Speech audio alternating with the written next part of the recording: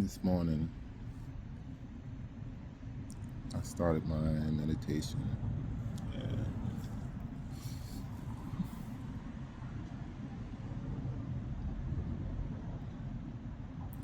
a realization hit me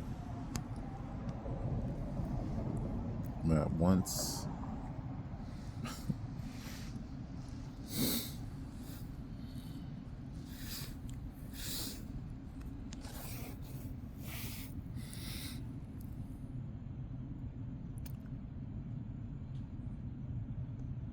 a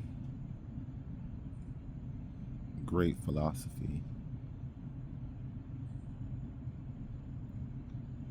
when you're in survival mode,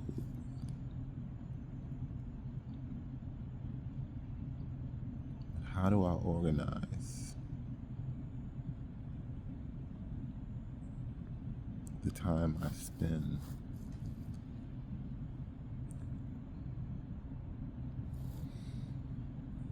in these galactic black waters?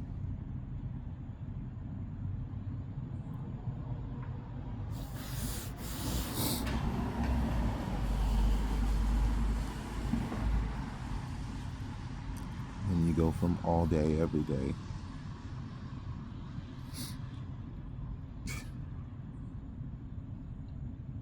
and there's some days where I don't have any human contact because I have to do so much to filter the anger, frustration, the hustle man mentality. People are having whole conversations with themselves and they expect others to join in. You're just a corpse orating, now more than ever.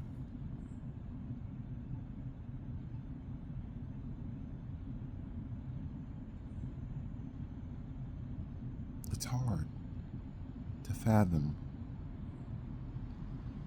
the amount of time that I spend wanting to spend in meditation. I'm being weaned off.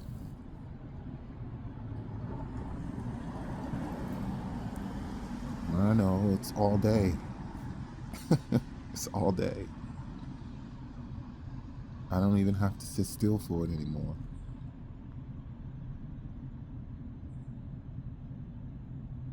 They want to start showing me something, they just start showing me something. I haven't been driving, I haven't been riding my motorcycle, I haven't been doing anything. It's been work.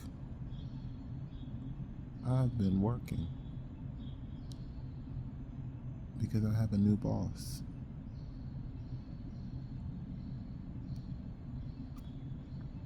I have a new boss.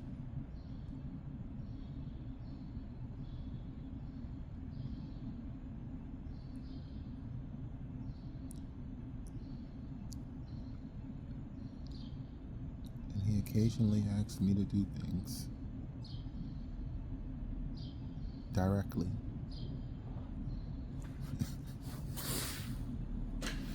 The only other time he just drives, he just takes the wheel. I put some things in my heart, subconscious mind of my heart, and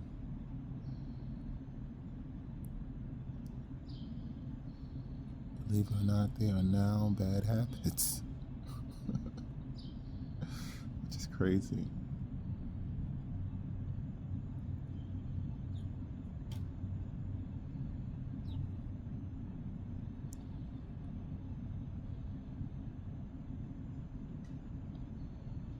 I have to sit with that because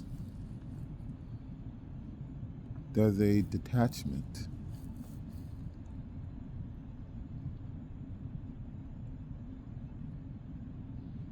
from emotion when I'm here, but I still cry and I still feel the emotion,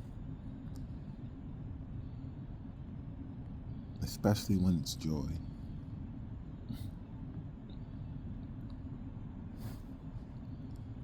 It's hard to view sadness as sadness because there was so much given in that moment.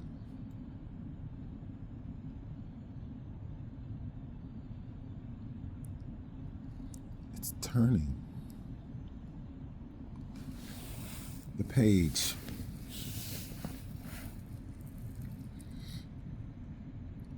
Attachment is attachment.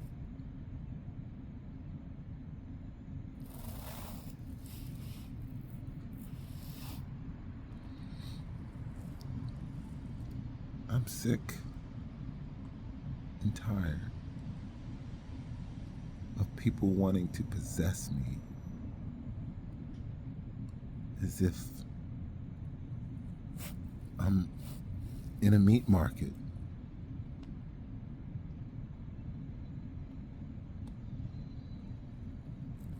Do I understand women? Yeah.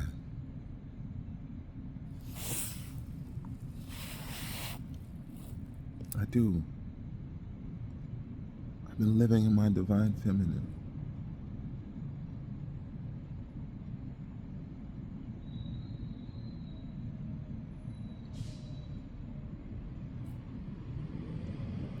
And I attract masculine women.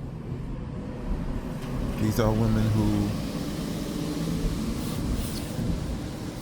are masculine leading.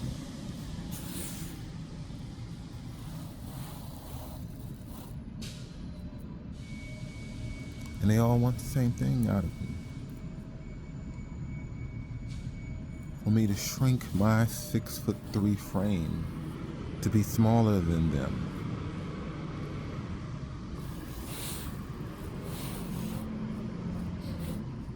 I stand out.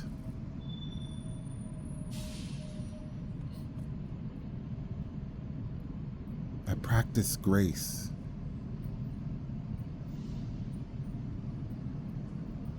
I practice honor.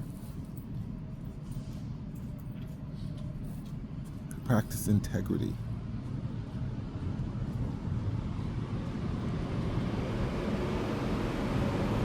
And the times when I didn't, I attracted the inverse of happiness. Soul lessons, which is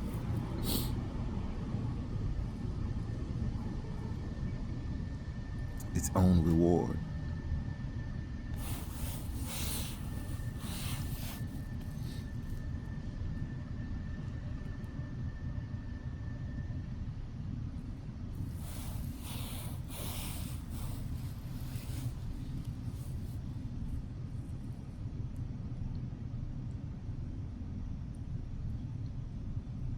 I hadn't realized the magnitude of what I'd done because I was in it. My consciousness was hovering, but it wasn't showing me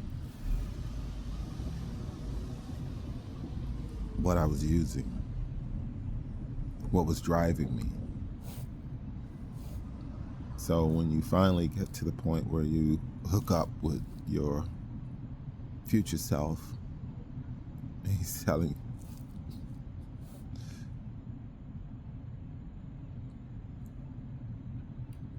I pen tested.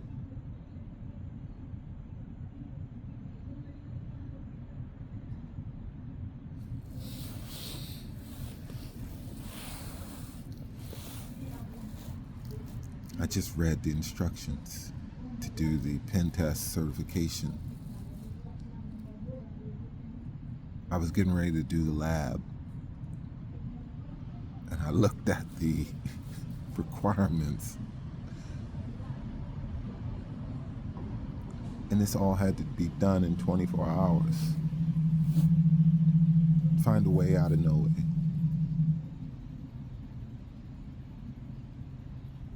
Scan ports. Look for an opening, a break.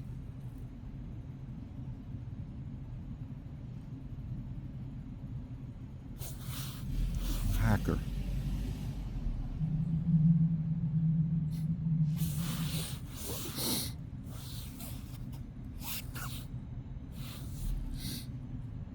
And I just learned forensic science.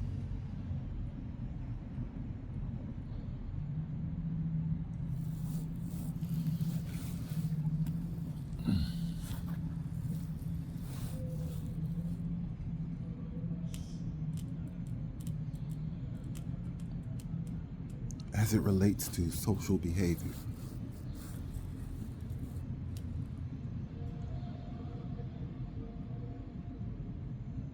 Yeah.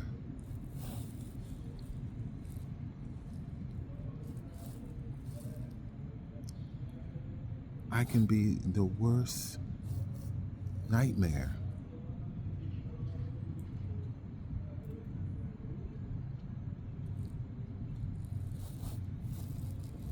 If I reacted to everything that I saw, that's a red flag. The only problem with that is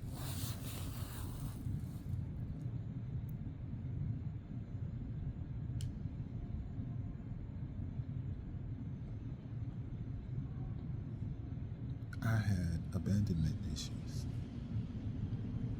because I had to literally tone myself down to finish my experiment.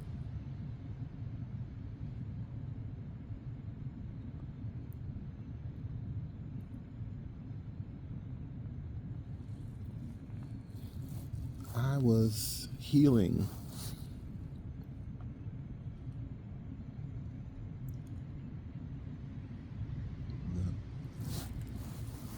the paternal side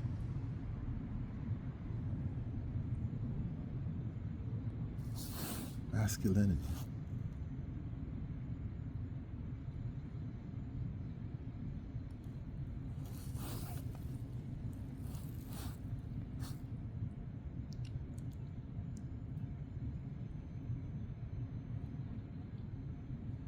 I touched on it in a different video, but I'm going to touch on it again. We don't know what ancestral demons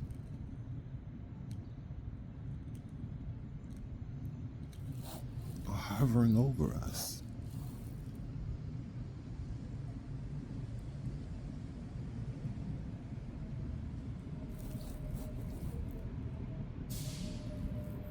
I hadn't seen much of my father, but I got a chance to see him.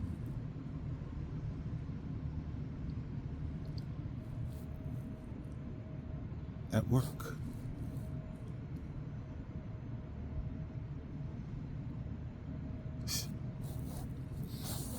That is a loaded statement with many layers of understanding. But in this case, I'm talking about my physical, biological father.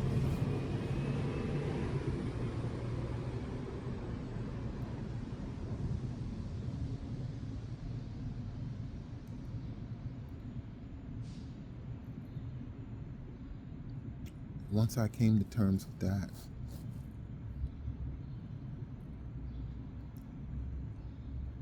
I had to deal with my spiritual body's understanding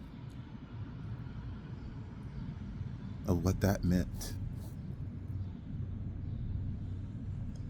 Are they tethered to the physical understanding?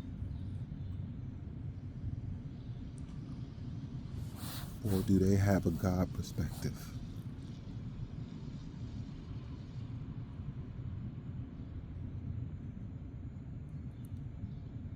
God has given us duality There's positive for every negative. It's not a new concept.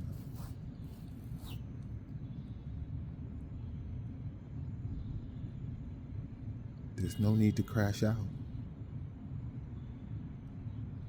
unless you really want to.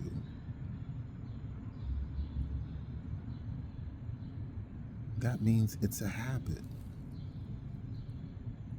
Is it a good habit? It's up to you. How you use it.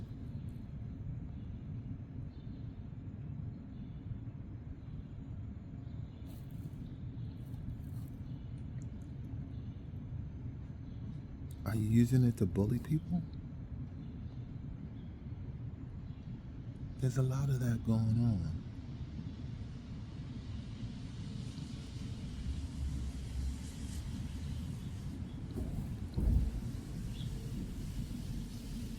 It lowers your vibration.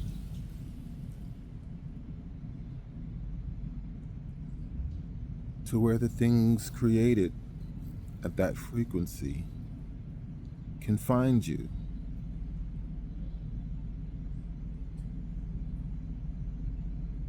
As the pendulum swings. That's cause and effect. That's reaping and sowing.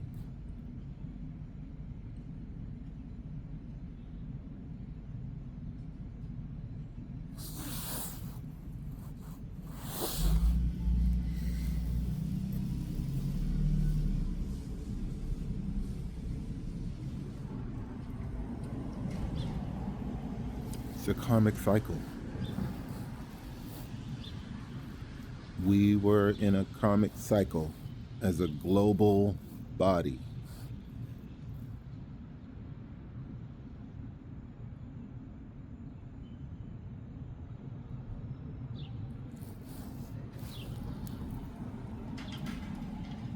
Jesus was a shiny red car.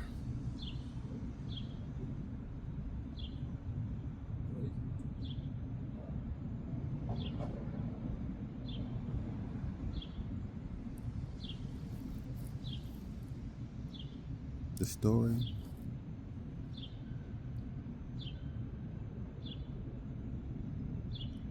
sounded to me like he was saying, follow me. Not worship me. Follow me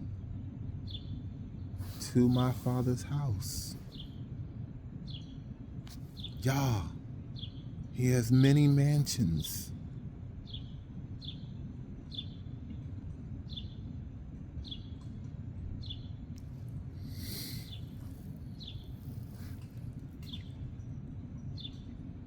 And that's when the ADHD kicks in. There's so many members of our spiritual bodies sometimes that they are in confusion of how to handle certain things.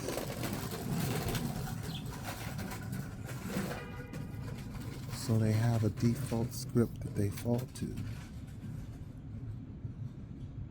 And if that script is jacked up, it doesn't matter. It's autopilot. This is the script. I can't deviate from it.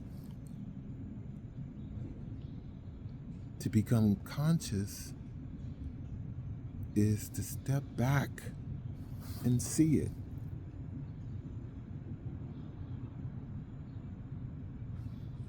And say,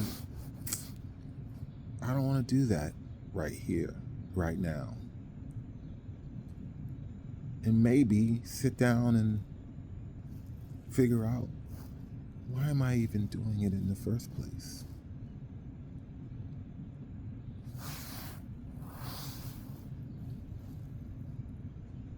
I'm from here, I know what that's like. What am I afraid of? There's a lot of things to be afraid of when you grow up in DC. And you need to be ready to crash out and throw your hands.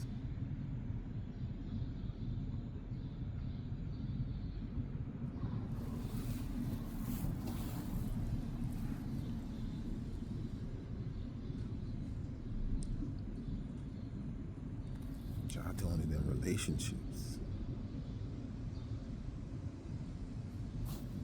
with people you love.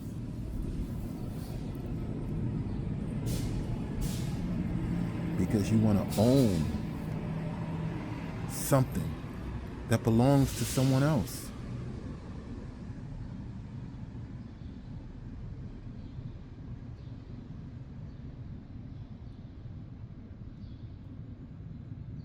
And unwilling to check yourself?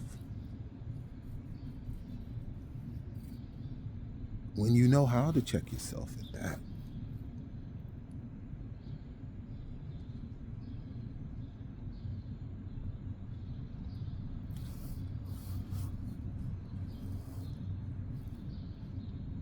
We can take good information and use it incorrectly. We can create crutches out of it. That's what the Kumbaya crew is. I was there. It was my third level of consciousness. That's how far down it was. I recognized that something was wrong, and then I took action.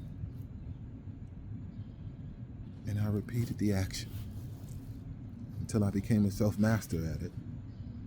And then I moved to the next level.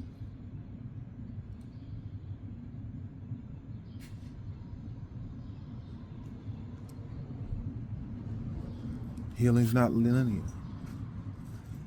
so I had to climb. No matter how big the step was.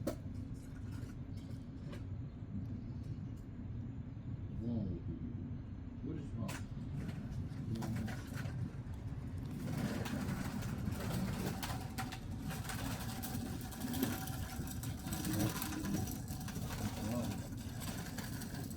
I offered my vulnerability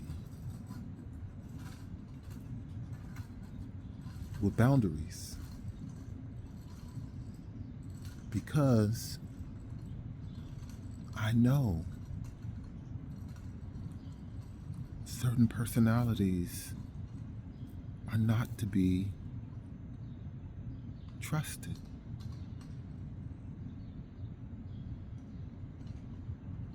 There are patterns to behavior.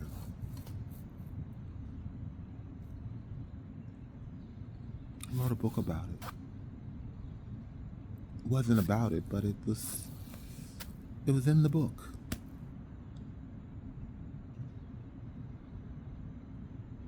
I did case studies on dating.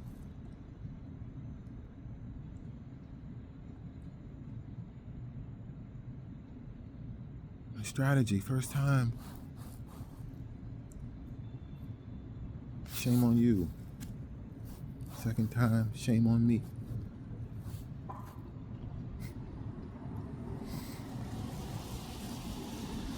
I condensed it into 90 days.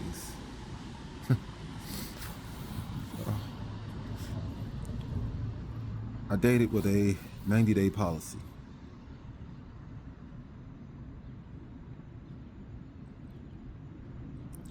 Guess what? I forgot to ask for something. Every time.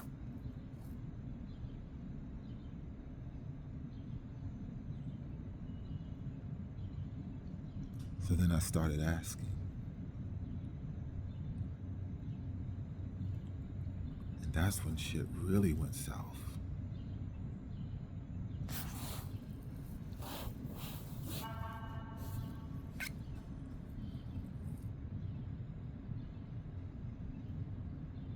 Because even though they said no,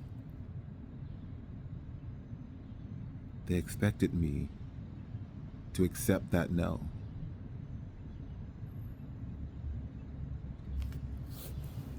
as my final answer.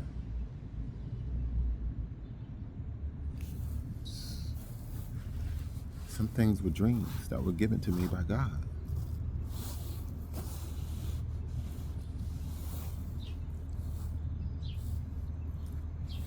I'm not here to beat around the bush. I'll bring up the things that are important to me at this stage of my life, because I know the alternative. Autopilot. I'm consciously aware of how I respond to everything.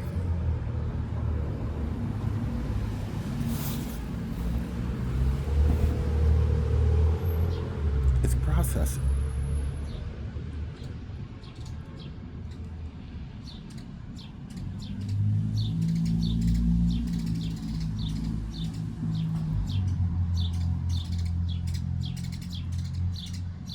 It's counseling.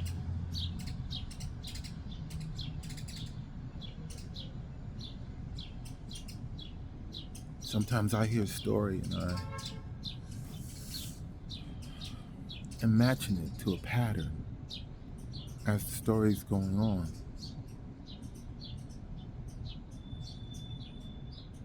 So I reach for a pen and I jot something down so I can continue listening.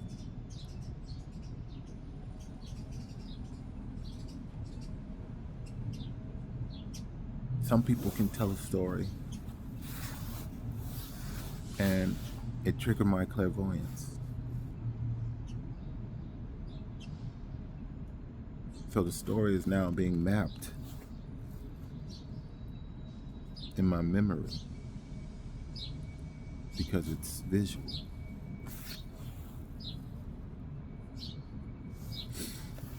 Visual learning.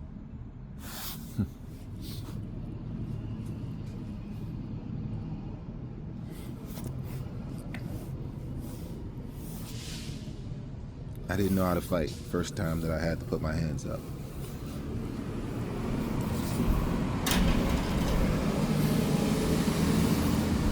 I had saw my cousin, Yolanda,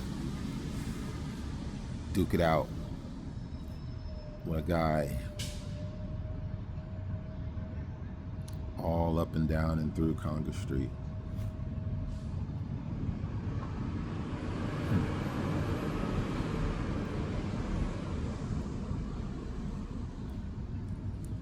She had her hands up like a dude.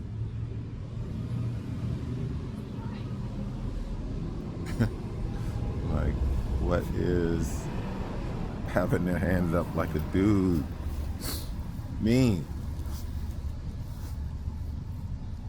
When you fight and you don't know you're in a fight, you don't have your hands up.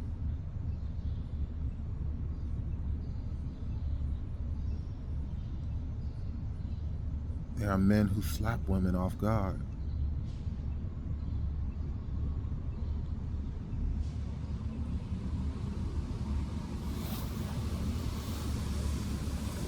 Because they realize that they're in a fight. And she never even put her hands up.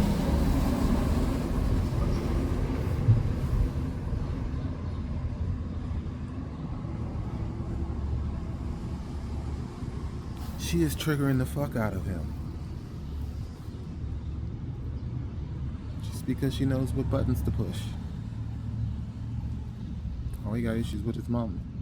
Your mama a bitch. Oh, okay.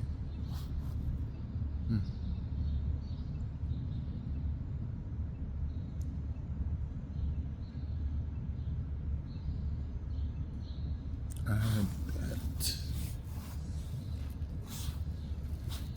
the fewest times because I was sick of hearing my mama's a bitch. I made an adjustment. I made a boundary of the information.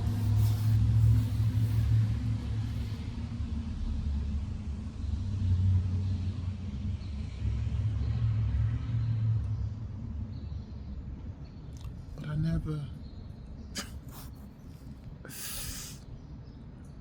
saw fully what they were saying or what they even meant.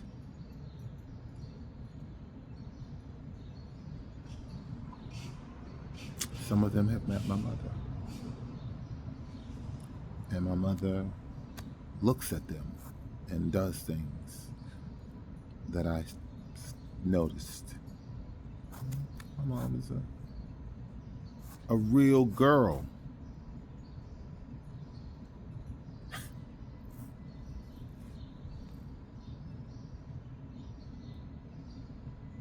I don't know what she said to my dad, but he slapped her.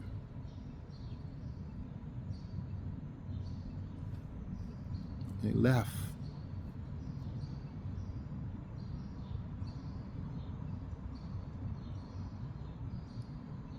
Never dawned on me that she was a real girl who got all of the same things that the rest of them have.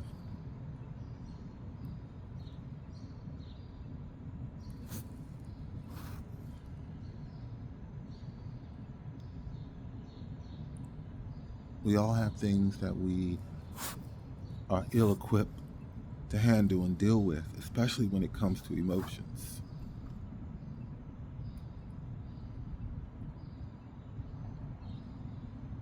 I can enjoy crying now because of emotional intelligence. And I can tell you that is a system that you keep feeding. There's no one hit. You don't go there one time and expect it to sustain all of the different emotions and the different degrees of it. You have to remain open. You can't close off to master it.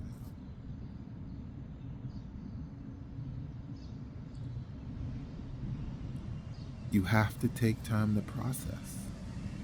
That's what emotional intelligence is. Process the emotion. Label it. Call it something. And it has a familiar feeling.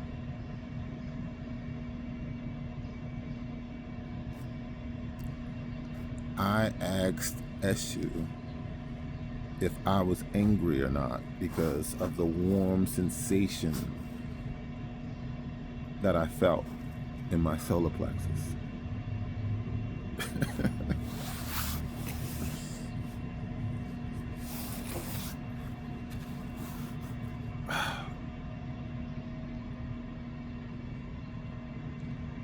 There was a guy outside with blue surgical gloves when I woke up, like abruptly at like 1:30 a.m. in the morning.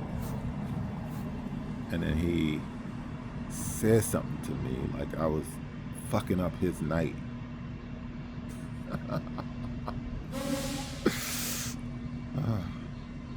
And I looked back and he said something else. I'm like, oh shit. So I went into my pocket to get my divination tool, and shit dropped on the floor, on the ground, and I was like, shit, I gotta check. So I got down on both knees. So I'm looking at him. I'm looking. I was like, is this motherfucker in contempt? Like, yeah. And I was like, oh, good. All right. It's all taken care of. And as I sat back, I felt a warm sensation in my abs. And so I asked, I was like, is that anger? And I used it incorrectly in that moment after asking. So I had to go back and correct what I did.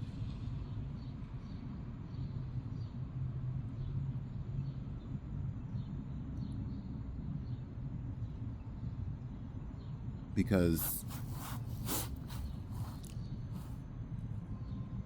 part of checking myself was understanding the law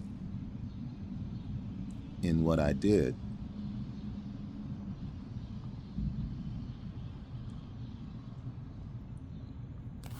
Action invokes law. And either it aligns with it or it doesn't.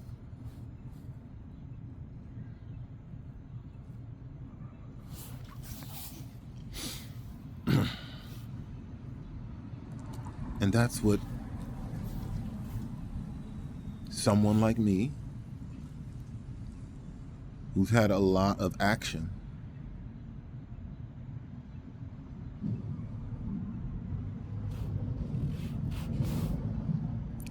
uses as a framework for adjudication.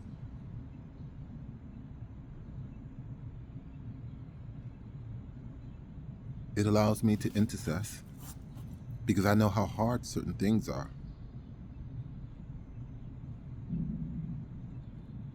I've asked questions to people about how hard certain things are.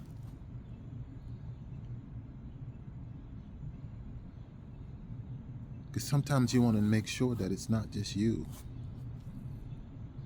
making mountains out of molehills. That's the beauty of being in community. Who do you turn to bounce ideas off of about stuff that you are dealing with?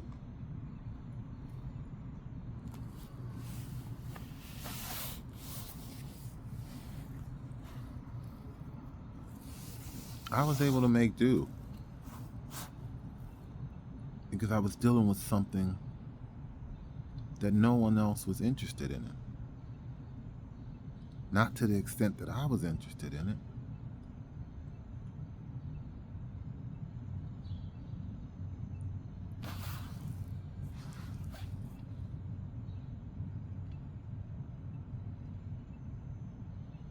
I was being my black mamba.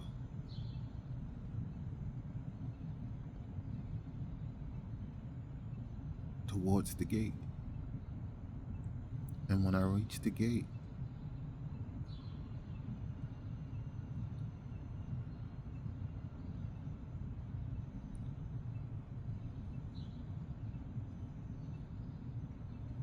it was almost as if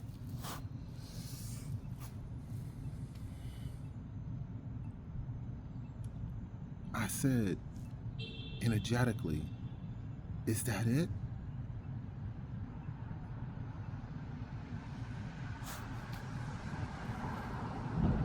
I couldn't see the picture at all. After everything that I've done.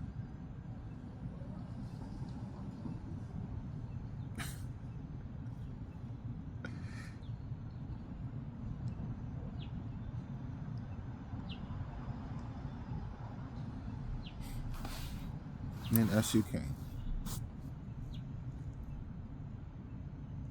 And he started to break things down in a way that a goon couldn't. Because I spent some time. Shoot. If they could talk. And they can talk.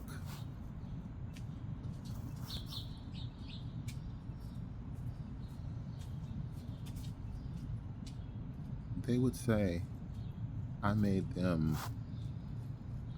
my friends. Trust them.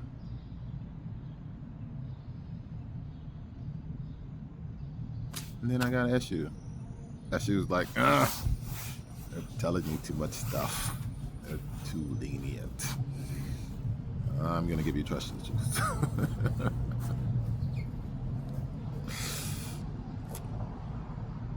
And I want to see your discernment.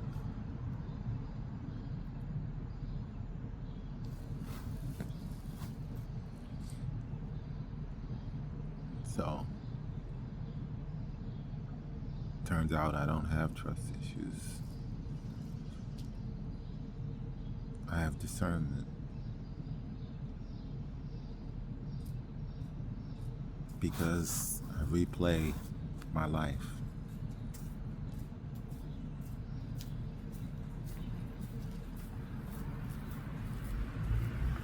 And I look at what I installed as barriers and boundaries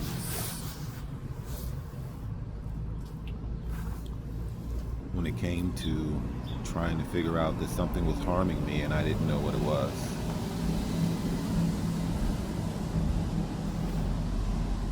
So I tracked it, and I wanted to figure out what the motivation was.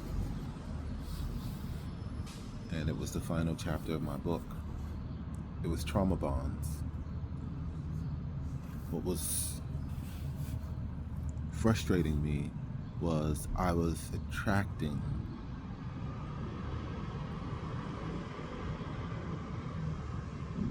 what I was unwilling to heal within myself.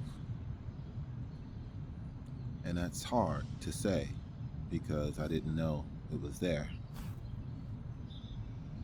But it doesn't matter how it's said. I had to get off my ass and do it.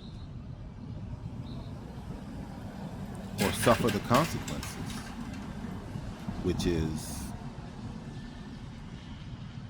relationships that suck.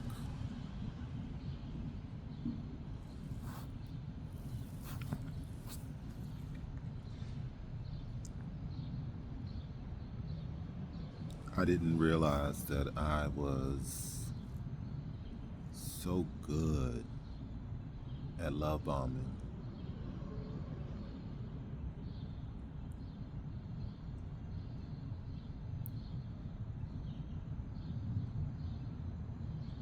Slow,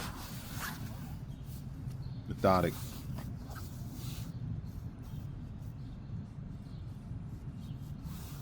patient,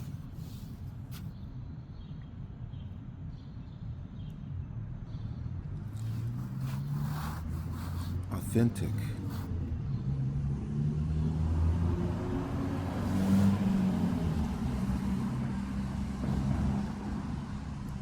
I was giving you the best of me.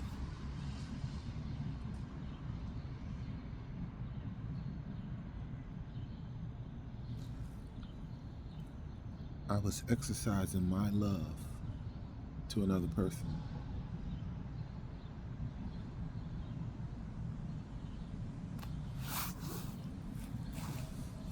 And it got better over time. I took something from every relationship.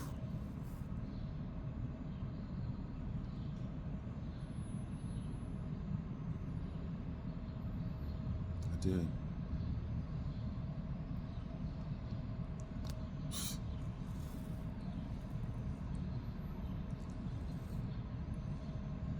Whether it be the robustness of how I used to love picking wine,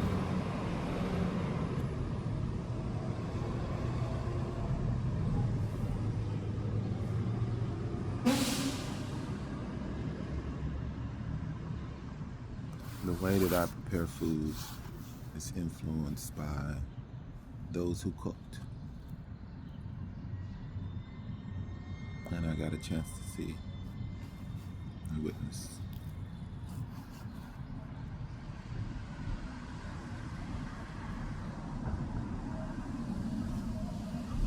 I pay attention to where I see love. And I pay attention to where I don't see love.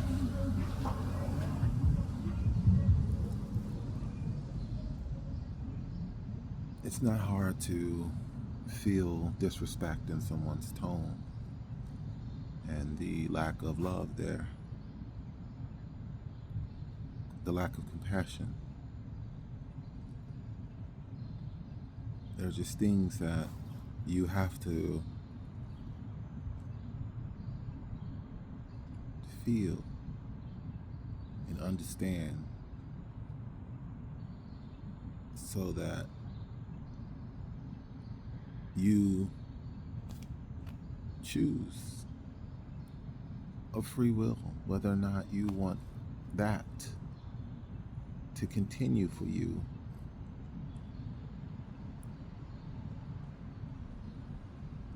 And once I found the source of where my suffering was coming from,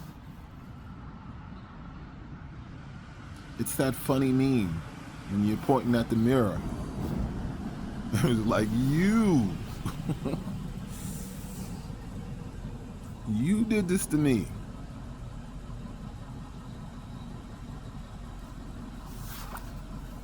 I replayed my entire heart attack.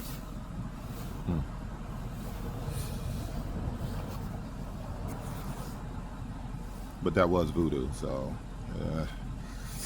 yikes. When you are dealing with the ones who practicing the mystic arts on you, you don't have a lot to defend yourself with.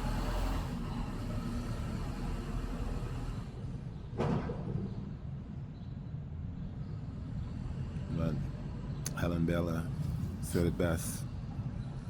I had a praying grandmother. She knew what she was looking at. She knew enough to call on the Lord.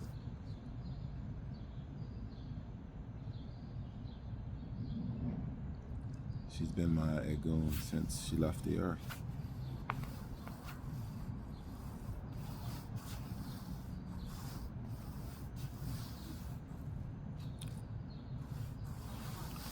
She was being channeled to me. She said that she has a shrine in the woods, and it's probably covered up now, buried. But there was a marker, and I came across the marker, and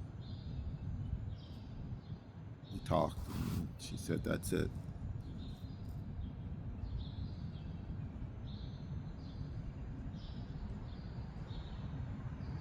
So I knew where the shrine was and where it was buried, and I would go to the marker.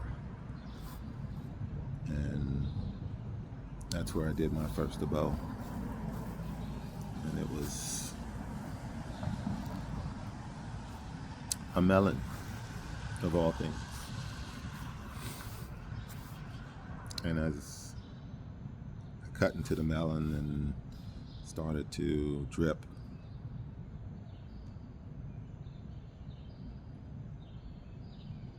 ants poured out of the ground, and they had a feast. And in that moment, I understood the cycle of life.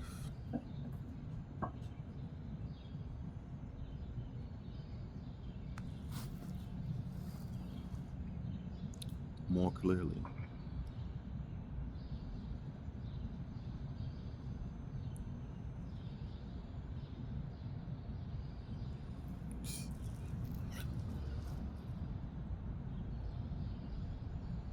I still have to run over the anthills with the lawnmower, though.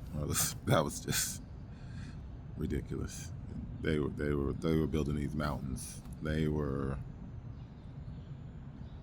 building pyramids. Jeez. I mean, they were protruding from the ground, so we had to run those over. I was tripping on them. That's how big some of these mountain ant pyramids were. Like they know that the pyramids need to come back here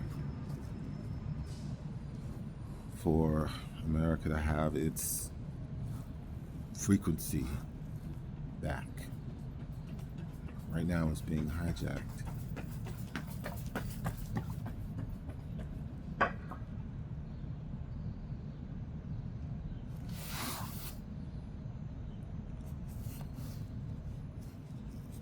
It's being possessed by a narcissist that needs an audience in order to thrive. That's the old system. And the people who are the most attached to it, you can see them crashing out. And they're deflecting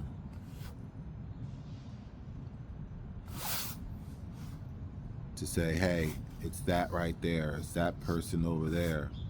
It's this external thing that's not saving me.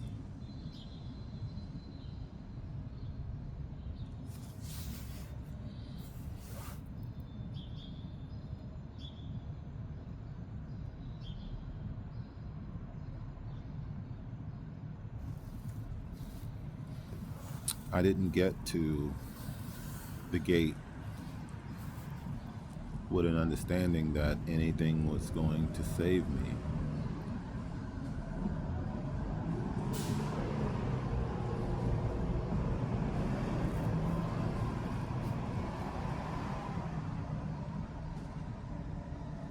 I have a audiobook that I just lost on my phone. But it was a pastor who was really into the understanding of living from the center of your circumference. And it's like saying that your heart Adam seed is your inner Christ, and it is projecting an energy field outwardly. And this energy field is attracting things based on what's in the heart. And he used all biblical scriptures to illustrate this. And he used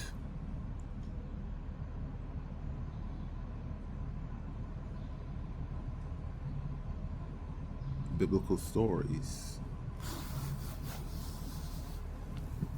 to illustrate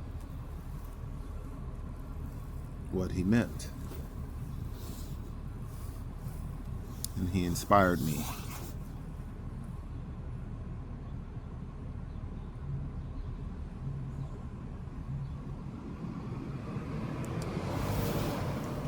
To give my translation, my perspective on what's already in their Bible.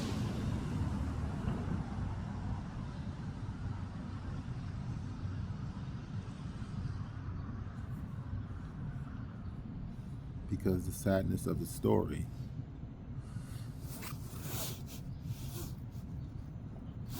King James's visit to the mainland was because the Pilgrims had rallied and started a war, and they were selling the chiefs who were priests and scribes of the First Nation to the highest bidder. And King James came and he took these slaves and they wrote his version of the Bible.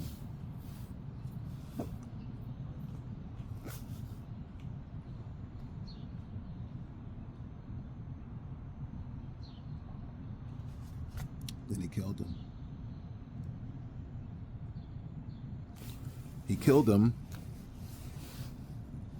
and the Magi, the dark Magi, came in and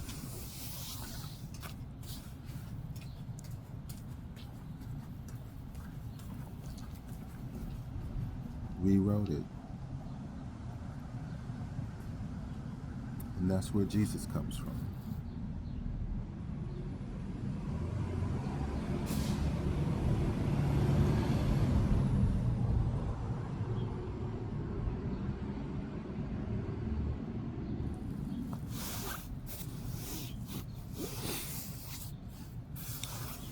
They backdated a lot of things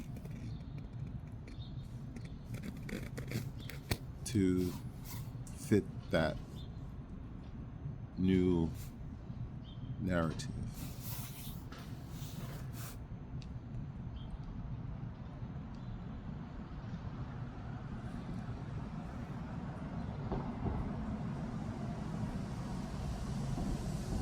They kept out the details of this moment, of this time in history that was predicted.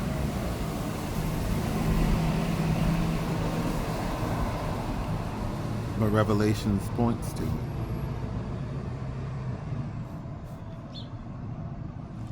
Revelation was a rally, the fourth seal, the releasing of the Aryans who were trapped on the planet. They were to be the four horsemen of the apocalypse, because they were pissed. These are the ones who came with the Arturians.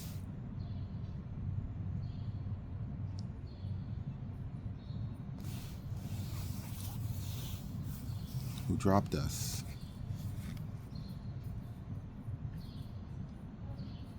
On this planet, in this solar system, to work.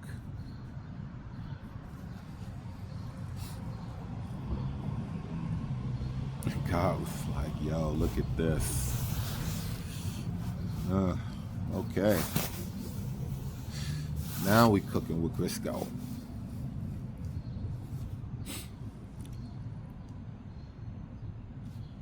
And it was good. Earth School.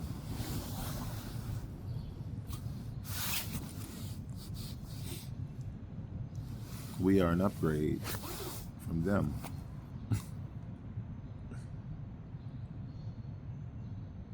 Or made from them. So there is no junk DNA. It's DNA that when it gets activated, rocks float. Islands float.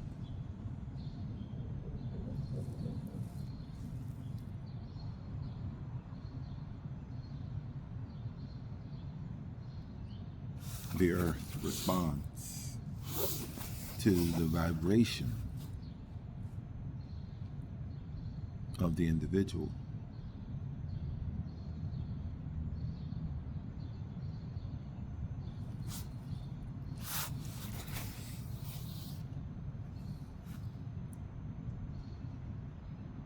I'm going to close with this. The last time an individual wielded the Loa, it was Shango. Shango was the king under the Vodun banner.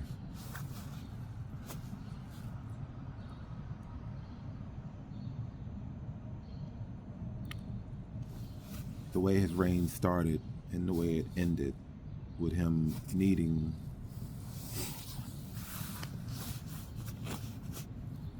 more power.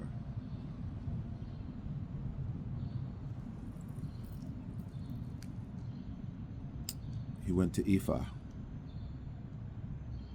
and he became his messenger.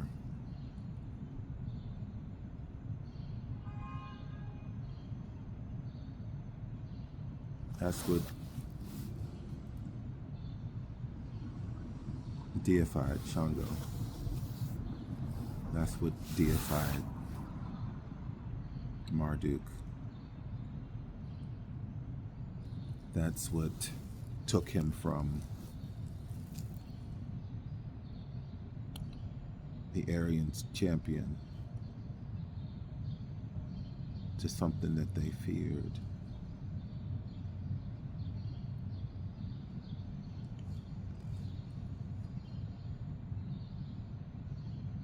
Because he went from lukewarm to hot for God.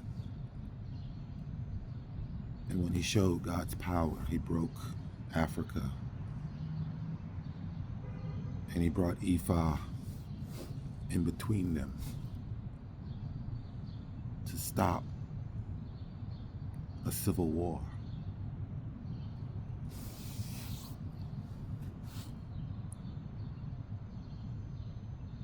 That he caused by using humanity as a weapon.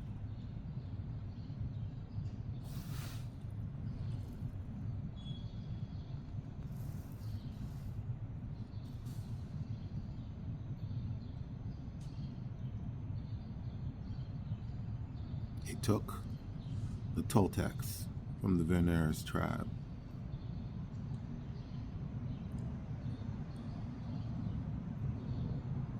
He made the children of Israel his army.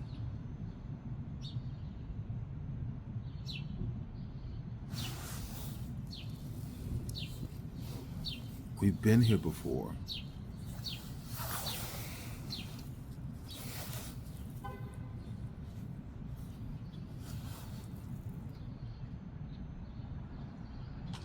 Our presence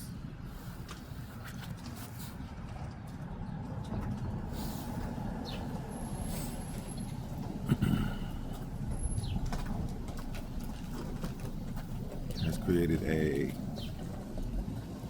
stir in the global community.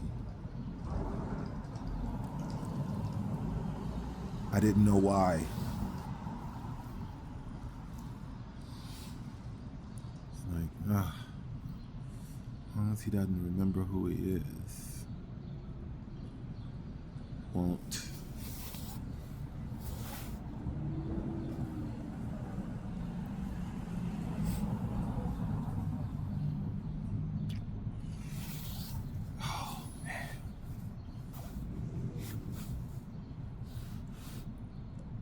Shango's here with me.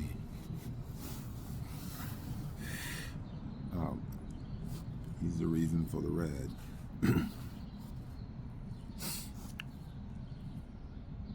He's an ancestor that I venerated.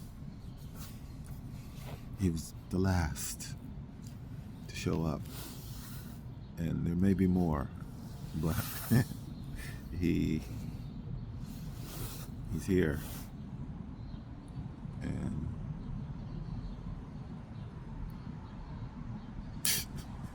he brought the lightning.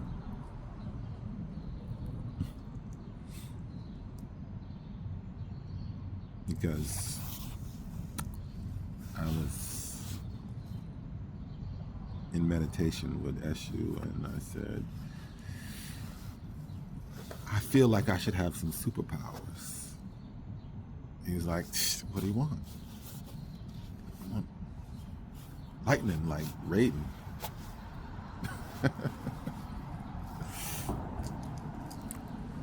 And a few days ago, I hear Raiden wins. It's like, what?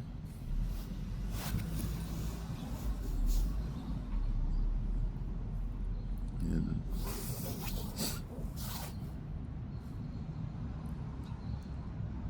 I successfully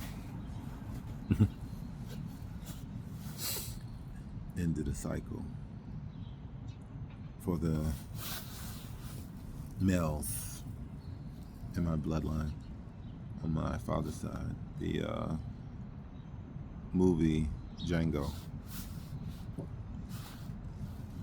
was a great movie. It struck a nerve Samuel Jackson's character was the relative that's buried in the cemetery on my family's land. So the character that was in the movie that Samuel Jackson was playing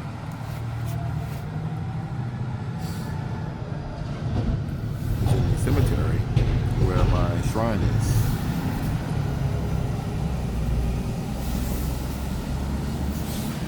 And his children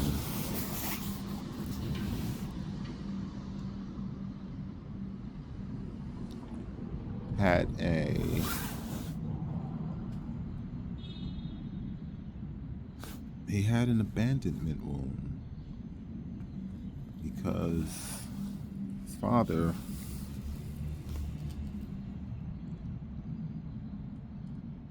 was sold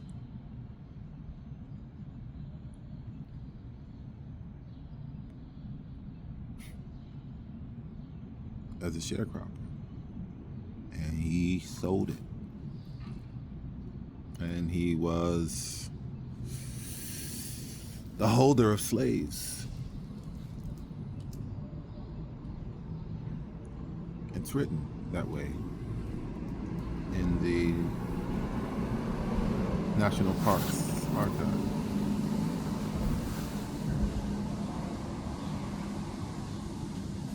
That the sharecroppers were the ones who were holding the slaves.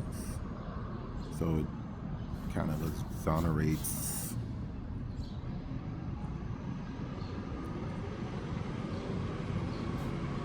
the actual slave masters who was in the big house. Say, it wasn't us.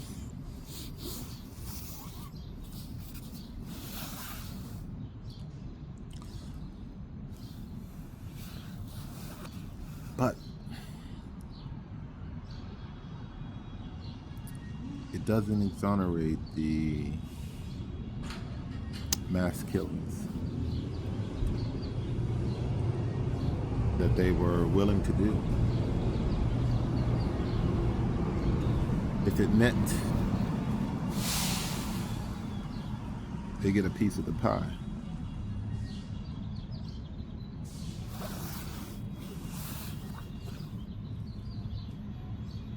A lot of the corporations that are stood up at this point that have been thriving are from that lineage of militia.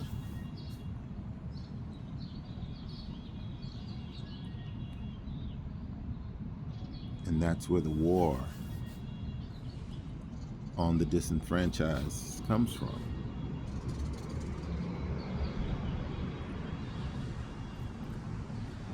Because they made it the offspring of the people who were brought here during the Middle Passage.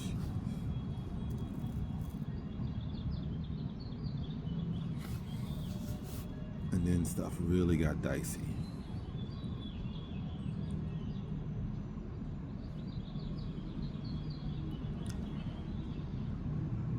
Shango's people had the ability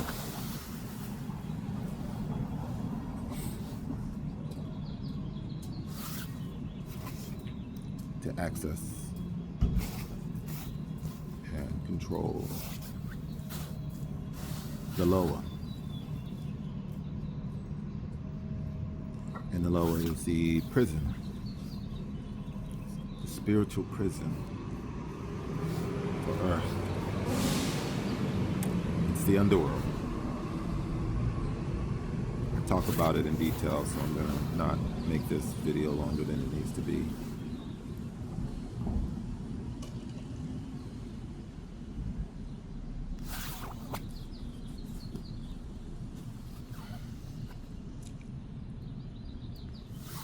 So they brought that to the First Nation who had Yeshua's blood Quetzalcoatl's blood, King Solomon's blood, Adapa's blood. These are all Egum.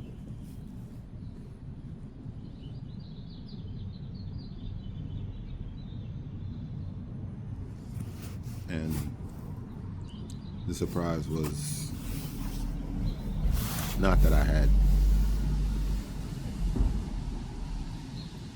two different versions of Shango's blood, his fiery side and his enlightened side.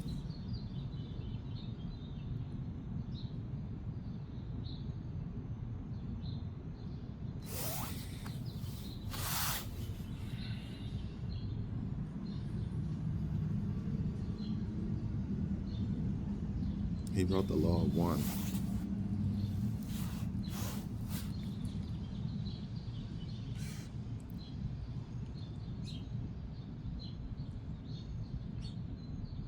Wow.